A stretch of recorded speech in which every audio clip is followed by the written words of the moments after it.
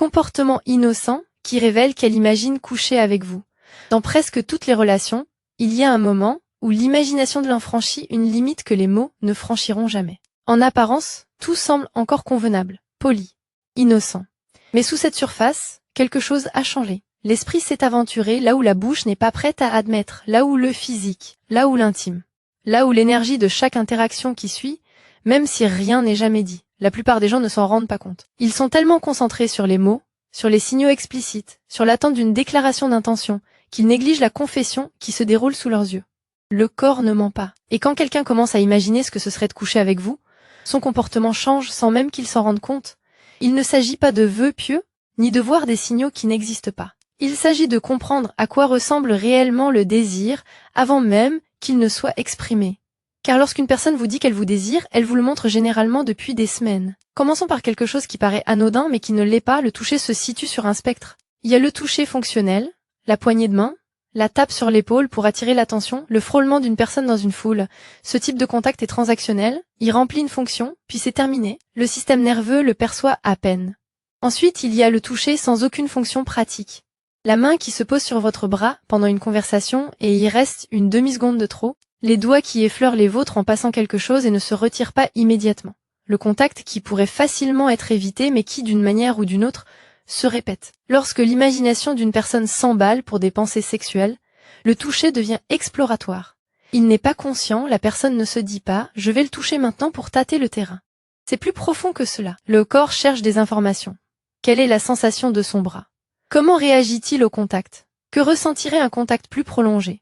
Soyez attentif au toucher qui se propage. Il commence par des gestes anodins, le bras, l'épaule, le haut du dos. Mais avec le temps, si le désir est présent, il se déplace. La main se pose un peu plus bas dans le dos. Le contact se rapproche de la hanche. Les doigts se posent sur le genou plutôt que sur le bras. Cette migration n'est pas aléatoire. Le corps se dirige vers ce qu'il désire réellement, progressivement, testant les limites sans même le décider consciemment. Et voici ce que la plupart des gens ne remarquent pas. Lorsque ce contact se produit, observez son visage. Y a-t-il une micro-expression de satisfaction? Un léger adoucissement? Semble-t-elle s'abandonner au contact plutôt que de le traverser? Lorsque le fait de vous toucher lui procure un soulagement ou un plaisir visible, même subtil, son imagination est déjà allée bien au-delà de ce simple point de contact. Il existe un type particulier de contact visuel qui révèle tout. Le contact visuel normal suit des schémas prévisibles. On regarde, on acquiesce, on détourne le regard. Rythme social, rien de significatif. Mais lorsqu'une personne imagine coucher avec vous, ses yeux se mettent à faire autre chose. Ils voyagent. Pas de manière évidente, pas ce balayage vertical caricatural. C'est plus subtil que cela. Vous serez en pleine conversation et son regard se posera sur votre bouche. Il s'y attardera. Puis il reviendra à vos yeux comme si de rien n'était.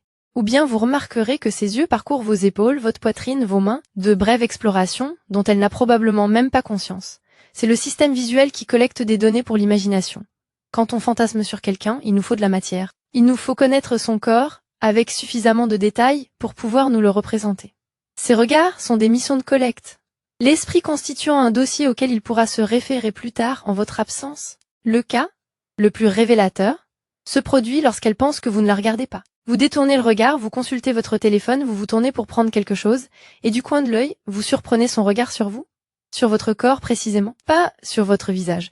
Quand quelqu'un utilise chaque instant d'inattention pour étudier votre silhouette, la question de savoir s'il a imaginé coucher avec vous est déjà résolue. Soyez attentif à ce qui se passe lorsque la proximité physique augmente. Il existe une réaction physiologique qui se produit lorsque nous sommes près de quelqu'un que nous désirons sexuellement. Le rythme cardiaque s'accélère. La peau devient plus sensible. La respiration se modifie.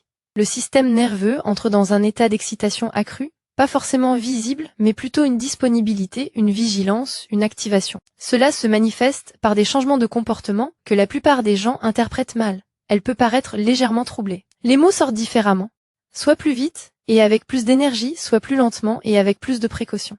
Elle peut se toucher, jouer avec ses cheveux, se toucher le cou, ajuster ses vêtements. Ce ne sont pas des tics nerveux. Ce sont des comportements de substitution. Le corps a besoin de toucher quelque chose, d'être touché, et en l'absence de contact approprié, il se touche lui-même. Observez ce qui se passe lorsque vous vous rapprochez. Reste-t-elle immobile ou prend-elle ses distances? Lorsqu'une personne maintient la proximité malgré des signes visibles d'activation, la respiration légèrement accélérée, la légère rougeur, les mains agitées, elle n'est pas mal à l'aise. Elle éprouve un désir qui n'a pas encore trouvé sa voie. La voix est particulièrement révélatrice. L'imagination sexuelle affecte la production vocale d'une manière difficile à simuler. Le ton baisse, souvent légèrement. Le rythme change. Il arrive parfois qu'elle ait une respiration plus haletante qu'auparavant. Non pas une performance, mais un phénomène physiologique. Si vous remarquez que sa voix change en votre présence, surtout lors de moments d'intimité, c'est que son corps réagit à des pensées qu'elle n'a pas exprimées. Les sujets de conversation en disent plus que le contenu lui-même. Quand l'esprit d'une personne se porte sur la sexualité en votre présence, elle se préoccupe de certains sujets. Pas de sujets ouvertement sexuels, ce serait trop évident. Mais des sujets connexes, romantiques, physiques, intimes. Elle pourrait aborder plus souvent le sujet des relations amoureuses, les rencontres, ce qu'elle trouve attirant. Des expériences passées qui révèlent ses préférences, ces conversations ont un double objectif, recueillir des informations, elle veut aussi en savoir plus sur votre sexualité. Et créer un climat de confiance, un contexte où les discussions intimes deviennent naturelles. Soyez attentifs aux hypothèses. Des scénarios du type « Que ferais-tu si ?» qui flirtent avec le romantique ou le physique. Des questions du type « As-tu déjà ?» qui évoquent des expériences nécessitant de la vulnérabilité. Il ne s'agit pas de simple curiosité, c'est l'imagination qui cherche à s'exprimer.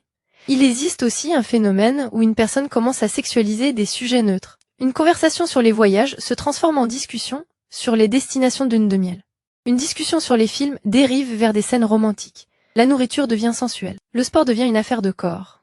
Quand une personne aborde systématiquement la version chargée de sensualité de chaque sujet, son esprit fonctionne déjà dans un cadre sexuel, et vous en faites partie. Le signe le plus révélateur est souvent le plus négligé, la création un isolement. Quand une personne imagine coucher avec vous, elle commence, souvent inconsciemment, à créer des occasions de se retrouver seule. Les sorties de groupe se transforment en rendez-vous en tête-à-tête. Elle propose de continuer la conversation dans un endroit plus calme. Elle vous invite à des activités qui ne nécessitent pas la présence des autres personnes. Aller voir quelque chose chez elle, faire une promenade, un tour en voiture, trouver un coin tranquille à l'écart de la foule. Il ne s'agit pas forcément de provoquer quelque chose sur le moment, mais de créer les conditions propices. Et l'imagination a besoin de possibilités pour s'épanouir. Les espaces publics, les groupes, les pièces bondées, autant de contextes où le fantasme doit rester du fantasme. Mais l'espace privé, les moments de solitude, c'est là que l'imagination commence à prendre forme et à devenir un potentiel. Observez les efforts qu'elle déploie pour créer ces moments d'intimité. Semble-t-elle plus investie que la situation ne le justifie pour obtenir un rendez-vous en tête-à-tête? Invente-t-elle des raisons pour lesquelles les activités de groupe ne fonctionnent pas, contrairement au moment individuel? Lorsqu'une personne cherche à vous isoler, même dans un contexte innocent, son imagination a déjà construit des scénarios qui requièrent de l'intimité. Un changement de comportement s'opère une fois que la limite de l'imagination sexuelle est franchie. Avant que cette limite ne soit franchie, les interactions sont décontractées. Il n'y a rien en jeu. L'atmosphère est légère. Une fois cette limite franchie, quelque chose change, une nouvelle attention se manifeste, une présence plus intense. Elle semble plus attentive à vous en particulier, à vos paroles, vos réactions, vos mouvements. Il ne s'agit pas d'une attention sociale, ordinaire, elle est ciblée, presque une forme d'étude. Cela se produit parce que vous êtes devenu important pour son système nerveux d'une manière nouvelle. Lorsque nous désirons sexuellement quelqu'un, notre cerveau le signale comme important, pertinent, digne d'être suivi. Cela se manifeste par une attention qui dépasse les exigences du contexte social. Elle se souvient de petites choses que vous avez dites, remarque les changements dans votre apparence, est consciente de votre position dans la pièce. Le contraste est essentiel. Comment prête-t-elle attention aux autres comparée à celle qu'elle vous porte? S'il y a une différence significative dans la qualité, l'intensité ou la constance de son attention, vous êtes catégorisé différemment. Et, compte tenu de tout ce que nous avons évoqué, cette catégorisation est probablement de nature sexuelle. La présentation physique de soi change en présence de partenaires désirés. Cela va bien au-delà du simple fait de se pomponner. Lorsqu'une personne imagine coucher avec vous, elle devient plus consciente de son propre corps en votre présence. Elle est plus attentive à sa position. Elle est plus consciente de ce qu'elle présente. Observez les changements de posture. Les épaules se redressent. La colonne vertébrale se redresse. Le corps se positionne de manière à mettre en valeur plutôt qu'à dissimuler. Ce n'est pas de la vanité. C'est une mise en scène. Le même instinct qui opère dans la nature lorsque l'accouplement est possible. Les ajustements vestimentaires deviennent plus fréquents. Il ne s'agit pas de corriger ce qui ne va pas, mais d'optimiser. De veiller à ce que les choses tombent bien. D'attirer l'attention sur certains points par des ajustements apparemment anodins. Le col qu'il faut ajuster précisément sous votre regard. L'ourlet qu'il faut lisser. Les cheveux qu'il faut repositionner pour dégager la nuque. Et puis, il y a l'orientation du corps lui-même. Quand on désire quelqu'un, on lui fait face, hanche droite, pied pointé vers l'avant. Tout le corps ouvert, pas tourné de côté. Cette orientation frontale est un signal inconscient de disponibilité et d'intérêt. Quand quelqu'un positionne systématiquement son corps complètement face à vous, surtout quand le contexte social ne l'exige pas, il communique à un niveau subliminal. Parlons d'un aspect subtil mais significatif, la réaction à une intimité fortuite. Parfois la proximité survient par accident, on tend la main vers le même objet, on trébuche et on se rattrape. On se retrouve collés l'un à l'autre dans un espace bondé. Ces moments sont des épreuves que ni l'un ni l'autre n'a consciemment conçues.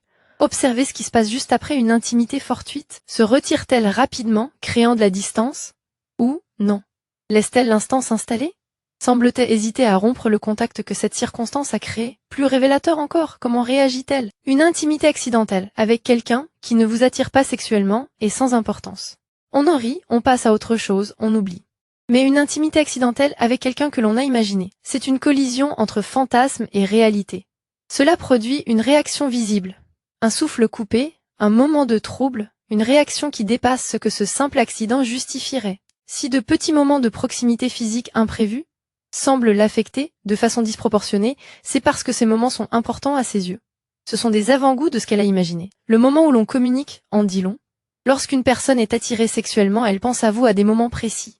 Tard le soir, au réveil, pendant les moments de calme où l'esprit vagabonde vers des pensées agréables. Et de plus en plus, l'envie de prendre contact accompagne ces pensées. Observez quand ces messages arrivent. Y a-t-il une habitude de contact tard le soir, des textos le matin, des messages aléatoires en milieu de journée, sans but précis? Cette fréquence de communication reflète les moments où elle pense à vous, et ces moments en disent long sur la nature de ses pensées. Le contenu compte aussi. Des messages qui créent de l'intimité sans l'imposer. Partager des choses qu'elle ne partage pas avec tout le monde. Se montrer vulnérable. Créer des références privées qui n'appartiennent qu'à vous deux. C'est ainsi que se construit l'architecture de votre relation. Et lorsqu'on investit dans cette construction, on espère généralement que cela aboutira quelque part. Les échanges tardifs, en particulier, sont chargés d'émotions. Le contexte de ces heures est privé, intime, souvent associé à la chambre à coucher. Lorsqu'une personne prend régulièrement contact pendant ces moments-là, elle vous inclut dans la partie la plus personnelle de sa journée. Reconnaître ses habitudes ne signifie pas que quoi que ce soit garanti. Cela signifie simplement comprendre quand l'imagination de l'autre a déjà voyagé ailleurs que par les mots, et décider de répondre à cette impulsion ou de laisser passer l'occasion. Car le désir reste rarement caché éternellement. Soit cela trouve un moyen de s'exprimer, soit cela se réduit à un simple fantasme, et lorsqu'il trouve enfin le moyen de s'exprimer, le comportement change à nouveau. Les signaux relèvent moins de l'imagination, et davantage d'actions délibérées. Moins de ce qu'elle pense et plus de ce qu'elle fait pour que quelque chose se produise. La vidéo suivante détaille précisément ce que cela signifie, les actions concrètes que les femmes entreprennent lorsqu'elles passent du stade de l'imagination à celui de la séduction active.